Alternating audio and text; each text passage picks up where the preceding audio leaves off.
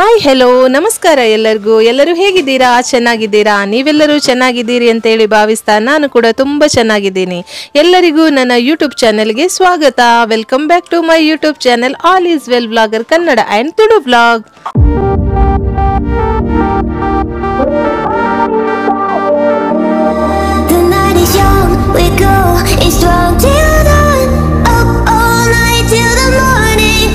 Friends ಇವತ್ತು ನಾನು ನಿಮ್ಮ ಜೊತೆ ಶೇರ್ ಮಾಡುವಂತಹ ವಿಡಿಯೋನು ನೀವೇ ನೋಡಿ ನಿಮಗೇನೆ ಗೊತ್ತಾಗುತ್ತೆ ಹಾಗೆ ಇದು ತುಂಬಾನೇ ಫೇಮಸ್ ರೆಸಿಪಿ ಸೊ ಇದು ಮಂಗಳೂರು ಕಡೆ ಎಲ್ಲ ನಮ್ಮ ಕಡೆ ಪುಳಿಮುಂಚಿ ಅಂತ ಹೇಳಿ ಮಾಡ್ತಾರೆ ಗೊತ್ತಾಯ್ತಾ ಅಂದರೆ ಮೀನುಗಳಲ್ಲಿ ಅಂದರೆ ದೊಡ್ಡ ದೊಡ್ಡ ಮೀನೆಲ್ಲ ಸಿಕ್ಕಿದ್ರೆ ನಮ್ಮ ಕಡೆ ಬಂಗುಡೆ ಪುಳಿಮುಂಚಿ ಬೂತಾಯಿ ಪುಳಿಮುಂಚಿ ಹಾಗೆ ಅಂಜಲ್ ಪುಳಿಮುಂಚಿ ಹಾಗೆ ವೆರೈಟಿ ಮೀನುಗಳಲ್ಲಿ ಪುಳಿಮುಂಚಿ ಅಂತ ಹೇಳಿ ಒಂದು ಮಾಡ್ತಾರೆ ಸೊ ಅದೇ ರೀತಿಯಾಗಿ ನಾನಿವತ್ತು ಅಂಜಲ್ ಪುಳಿಮುಂಚಿ ಅನ್ನೋ ಒಂದು ರೆಸಿಪಿನ ನಿಮ್ಮ ಜೊತೆ ಶೇರ್ ಮಾಡ್ತಾ ಇದ್ದೀನಿ ಸೊ ಈ ರೆಸಿಪಿನ ಯಾವ ರೀತಿ ಮಾಡಿದೆ ಏನೆಲ್ಲ ಇಂಗ್ರೀಡಿಯೆಂಟ್ಸ್ ಅನ್ನು ಇದಕ್ಕೆ ಹಾಕಿದೆ ಅಂತ ಹೇಳಿ ನಿಮ್ಮ ಜೊತೆ ನಾನು ಶೇರ್ ಮಾಡ್ತೀನಿ ಹಾಗೆ ವಿಡಿಯೋನ ಎಲ್ಲೂ ನೀವು ಸ್ಕಿಪ್ ಮಾಡದೆ ನೋಡ್ಕೊಂಡು ಬನ್ನಿ ಸೊ ಬನ್ನಿ ಹಾಗಾದ್ರೆ ವಿಡಿಯೋನ ಸ್ಟಾರ್ಟ್ ಮಾಡುವ ಇವತ್ತು ನಾನು ಒಂದು ಒಳ್ಳೆ ರೆಸಿಪಿನ ನಿಮ್ಮ ಜೊತೆ ಶೇರ್ ಮಾಡ್ತೀನಿ ಯಾವಾಗಲೂ ಹೇಳ್ತೀನಿ ಒಳ್ಳೆ ರೆಸಿಪಿ ಹೌದು ನಿಜವಾಗ್ಲೂ ನಾನು ಪ್ರತಿಯೊಂದು ರೆಸಿಪಿ ಮಾಡೋದು ಕೂಡ ತುಂಬಾನೇ ಚೆನ್ನಾಗಿರೋ ರೆಸಿಪಿನ ನಾನು ಮನೆಯಲ್ಲಿ ಫಸ್ಟ್ ಟ್ರೈ ಮಾಡಿಬಿಟ್ಟು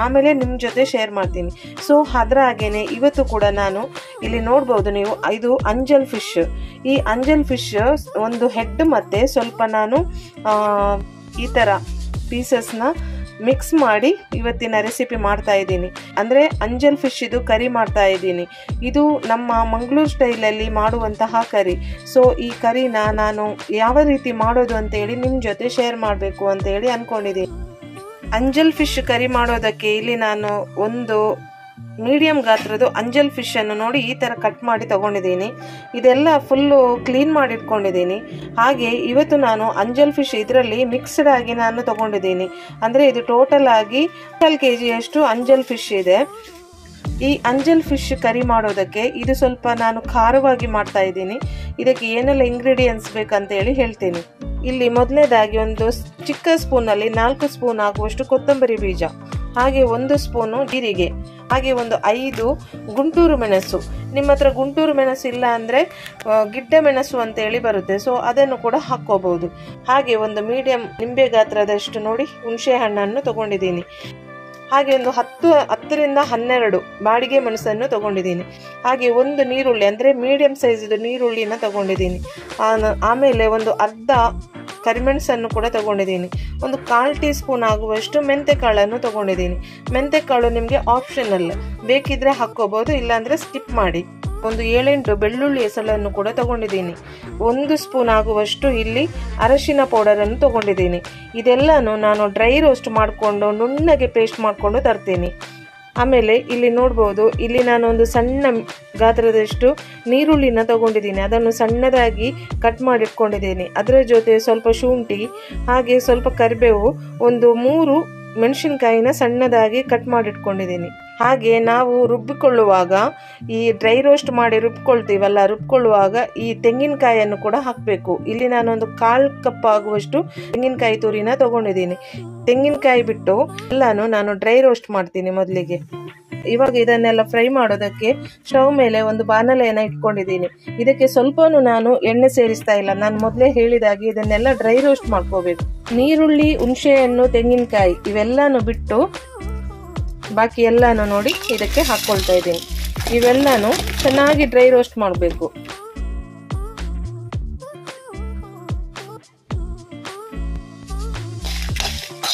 ಇದು ನಮ್ಮ ಮಂಗಳೂರು ಕಡೆ ಎಲ್ಲ ತುಂಬಾನೇ ಫೇಮಸ್ ಇದು ಒಂಥರ ಖಾರವಾಗಿ ಅಂದರೆ ಕೆಲವರು ತೆಂಗಿನಕಾಯಿ ಕೂಡ ಸೇರಿಸಲ್ಲ ಖಾಲಿ ಇದೇ ಮಸಾಲೆ ತೆಗೆದು ಈ ಗ್ರೇವಿನ ಮಾಡ್ತಾರೆ ನಾನು ಇವತ್ತು ಸ್ವಲ್ಪ ಖಾರ ಜಾಸ್ತಿ ಮಾಡ್ತಾ ಇಲ್ಲ ಹಾಗಾಗಿ ತೆಂಗಿನಕಾಯಿನ ಕೂಡ ಹಾಕೊಳ್ತಾ ಇದ್ದೀನಿ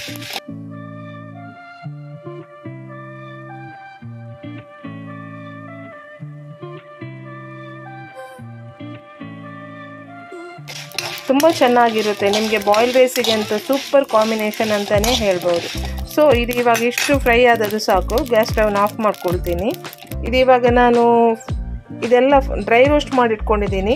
ಇದು ಇವಾಗ ನಾನು ರುಬ್ಕೊಂಡು ಬರ್ತೀನಿ, ಅಂದರೆ ನುಣ್ಣಗೆ ರುಬ್ಕೊಂಡು ಬರ್ತೀನಿ. ರುಬ್ಕೊಂಡು ಬರುವಾಗ ನೀರುಳ್ಳಿ, ಹುಣಸೆಹಣ್ಣು ಹಾಗೆ ತೆಂಗಿನಕಾಯಿ ತುರಿನ ಹಾಕಿ ಒಟ್ಟಿಗೆ ಎಲ್ಲನೂ ಮಿಕ್ಸ್ ಮಾಡಿ ರುಬ್ಕೊಂಡು ತರ್ತೀನಿ.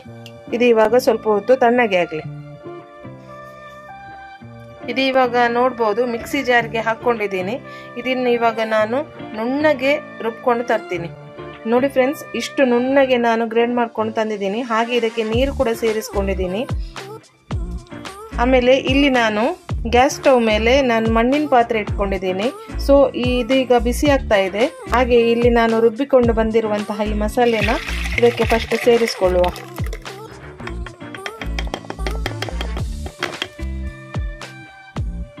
ಇಲ್ಲಿ ಇವಾಗ ನೋಡಿ ಎಷ್ಟು ಅದಕ್ಕೆ ನೀರು ಬೇಕು ಅಷ್ಟು ನೀರನ್ನು ಇಲ್ಲಿ ಸೇರಿಸಿ, ಹಾಗೆ ಇದಕ್ಕೆ ಉಪ್ಪು ಕೂಡ ನಾನು ರುಚಿಗೆ ತಕ್ಕಷ್ಟು ಉಪ್ಪು ಕೂಡ ಈಗಲೇ ಆ್ಯಡ್ ಮಾಡ್ಕೊಂಡಿದ್ದೀನಿ. ಇದು ಇಷ್ಟ ಆದಮೇಲೆ ಇಲ್ಲಿ ನಾನು ಮೊದಲೇ ಹೇಳಿದೆ ಅಲ್ವಾ, ಒಂದು ನೀರುಳ್ಳಿನ ಸಣ್ಣದಾಗಿ ಕಟ್ ಮಾಡಿಟ್ಕೊಂಡಿದ್ದೀನಿ. ಹಾಗೆ ಒಂದು ಅರ್ಧ ಇಂಚಷ್ಟು ಶುಂಠಿನ ಈ ಥರ ನೋಡಿ ಹೀಗೆ ಜಜ್ಜಿ ಇಟ್ಕೊಂಡಿದ್ದೀನಿ, ಅಂದರೆ ಪುಡಿ ಮಾಡಿಟ್ಕೊಂಡಿದ್ದೀನಿ. ಹಾಗೆ ಇಲ್ಲಿ ಮೆಣಸಿನ್ಕಾಯಿ ಒಂದು 3, ಹಾಗೆ ಸ್ವಲ್ಪ ಕರಿಬೇವು ಸೊಪ್ಪು, ಇವನ್ನೆಲ್ಲ ಈಗ ಹಾಕ್ಕೊಳ್ಳುವ.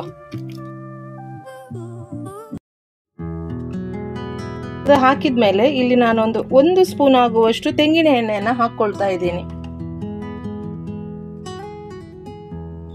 ಇವೆಲ್ಲ ಚೆನ್ನಾಗಿ ಕುದಿ ಬಂದ ಮೇಲೆ ಮೀನನ್ನು ಸೇರಿಸಿದ್ರೆ ಆಯ್ತು. ಇವಾಗ ಇದೊಂದು ಚೆನ್ನಾಗಿ ಕುದಿ ಬರಲಿ. ಹೀಗೇನೆ ನೋಡಿ, ಇದೀಗ ಒಳ್ಳೆ ಕುದಿ ಬರ್ತಾ ಇದೆ ಫ್ರೆಂಡ್ಸ್, ನೋಡ್ಬೋದು. ಉಪ್ಪೆಲ್ಲ ಕರೆಕ್ಟ್ ಹಾಕಿದ್ದೀನಿ. ನೀವು ಕೂಡ ಒಂದು ವೇಳೆ ನೀವು ನಿಮ್ಮ ಮನೆಯಲ್ಲಿ ಈ ಥರ ಮಾಡೋದಾದರೆ ಫಸ್ಟೇ ಉಪ್ಪೆಲ್ಲ ಕರೆಕ್ಟ್ ಇದೆಯಾ ಅಂತೇಳಿ ನೋಡ್ಕೊಳ್ಳಿ. ಮೀನು ಸೇರಿಸಿದ ಮೇಲೆ ಉಪ್ಪು ಹಾಕಿದ್ರೂ ಪ್ರಯೋಜನ ಇಲ್ಲ, ಯಾಕೆಂದರೆ ಇದು ಮಸಾಲೆ ಮೀನಿಗೆ ಕರೆಕ್ಟಾಗಿ ಎಳ್ಕೋಬೇಕಲ್ವಾ, ಅದಕ್ಕೋಸ್ಕರ ಹೇಳ್ತಾ ಇದ್ದೀನಿ. ನೋಡಿ ಚೆನ್ನಾಗಿ ಇಲ್ಲಿ ಕುದಿ ಬರ್ತಾ ಇದೆ. ಸೊ ನನ್ನ ವಿಡಿಯೋಸ್ ಎಲ್ಲ ಎಲ್ಲರೂ ನೋಡ್ತಾ ಇದ್ದೀರಾ. ಹಾಗೆ ನನ್ನ ಚಾನಲನ್ನು ಇನ್ನು ಯಾರು ಸಬ್ಸ್ಕ್ರೈಬ್ ಮಾಡಿಲ್ಲ ಪ್ಲೀಸ್ ಎಲ್ಲರೂ ಸಬ್ಸ್ಕ್ರೈಬ್ ಮಾಡಿ ಆಯಿತಾ.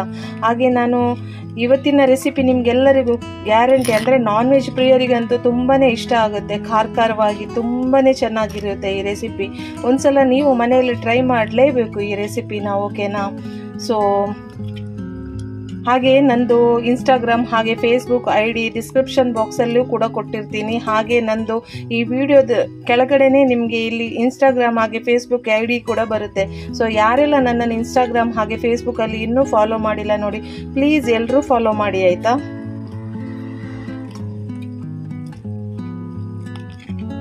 ಇದು ಇವಾಗ ಚೆನ್ನಾಗಿ ಕುದಿ ಬರ್ತಾ ಇದೆ. ಈ ಟೈಮಲ್ಲಿ ಗ್ಯಾಸ್ ಊರಿನ ಸ್ವಲ್ಪ ಮೆಲ್ಲ ಇಡಿ. ಮೀನು ಹಾಕಬೇಕಾದ್ರೆ ಗ್ಯಾಸ್ ಊರಿ ಜಾಸ್ತಿ ಇಟ್ಟು ಮೀನು ಹಾಕಬೇಡಿ.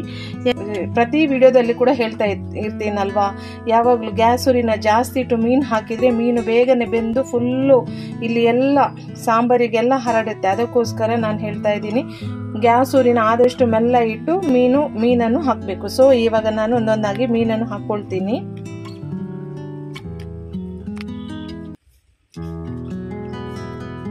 ಅಂಜಲ್ ಫಿಶ್ ಕರಿ ಅಂತೂ ತುಂಬಾನೇ ಟೇಸ್ಟಿ ಆಗಿರುತ್ತೆ. ಈ ಫಿಶಲ್ಲಿ ಇನ್ನೊಂದು ವಿಷಯ ಏನು ಗೊತ್ತಾ, ಈ ಫಿಶ್ ಇದು ಮುಳ್ಳೆಲ್ಲ ಇದೆಯಲ್ಲ ತುಂಬ ಸಾಫ್ಟ್ ಆಗಿ ಬರುತ್ತೆ.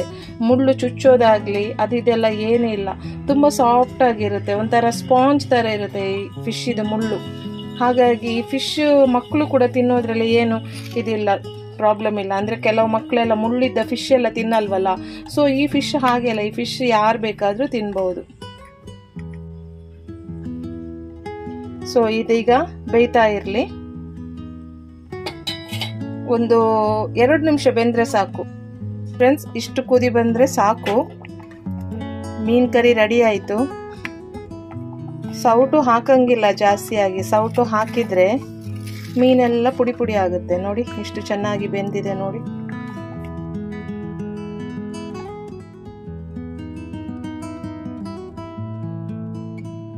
ಸೊ ಇವತ್ತಿನ ರೆಸಿಪಿ ಸೂಪರ್ ರೆಸಿಪಿ ಅಂತ ಹೇಳಿ ನಾನು ಮೊದಲೇ ಹೇಳಿದೆ ಅಲ್ವಾ, ಸೂಪರ್ ರೆಸಿಪಿ ಇವತ್ತಿದಂತ. ಸೊ ಇವತ್ತಿನ ರೆಸಿಪಿ ರೆಡಿ ಆಯಿತು. ನಿಮಗೆಲ್ಲರಿಗೂ ಈ ರೆಸಿಪಿ ಇಷ್ಟ ಆಯಿತಾ? ಇಷ್ಟ ಆಗಿದ್ದರೆ ನನ್ನ ವಿಡಿಯೋಗೆ ಒಂದು ಲೈಕ್ ಕೊಡಿ. ಹಾಗೆ ನನ್ನ ವಿಡಿಯೋನ ಆದಷ್ಟು ಎಲ್ರಿಗೂ ಶೇರ್ ಮಾಡಿ. ಹಾಗೆ ಇನ್ನೊಂದು ಸಲ ಹೇಳ್ತಾ ಇದ್ದೀನಿ, ಯಾರು ನನ್ನ ಚಾನಲನ್ನು ಇನ್ನೂ ಸಬ್ಸ್ಕ್ರೈಬ್ ಮಾಡಿಲ್ಲ ನೋಡಿ, ಪ್ಲೀಸ್ ಎಲ್ಲರೂ ಸಬ್ಸ್ಕ್ರೈಬ್ ಮಾಡಿ ಆಯಿತಾ. ಹಾಗೆ ಆದಷ್ಟು ಎಲ್ಲರೂ ಸಪೋರ್ಟ್ ನನ್ನ ಮೇಲೆ ಇರಲಿ. ಸೊ ನೆಕ್ಸ್ಟ್ ನಾನು ಇನ್ನೊಂದು ವಿಡಿಯೋ ಜೊತೆ ನಿಮಗೆ ಸಿಗ್ತೀನಿ. ಇವಾಗ ಗ್ಯಾಸ್ ಸ್ಟವ್ನ ಆಫ್ ಮಾಡಿಬಿಡುವ.